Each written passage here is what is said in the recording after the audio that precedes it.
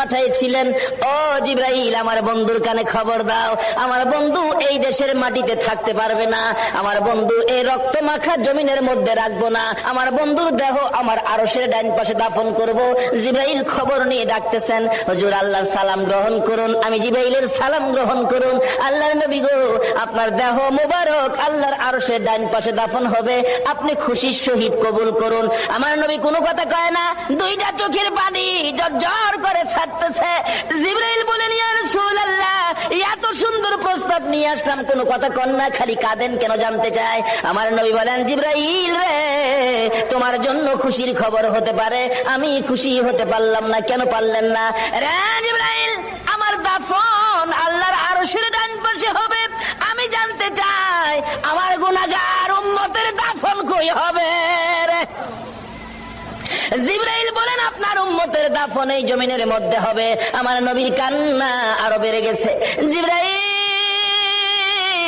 না না, সইতে পারি না, আমি আরশে থাকবো আর আমার উম্মতেরা এই জমিনে থাকবে, আমার মন মানে না, প্রস্তাব আমি রাখবো না, আমার পক্ষ থেকে একটা প্রস্তাব আমার প্রভুর দরবারে তুলে ধরো।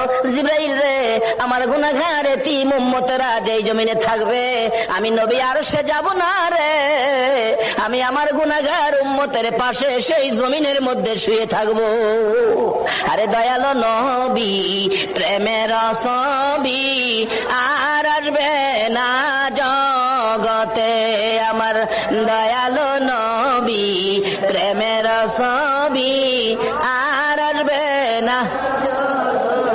হাসর দিনে উম্মত বিনে, হাসর দিনে উম্মত বিনে যাবে না নবীজি বেহেশতে, দয়ালো নবী, প্রেমের ছবি আর আসবে না জগতে, আমার দয়ালো নবী, প্রেমের ছবি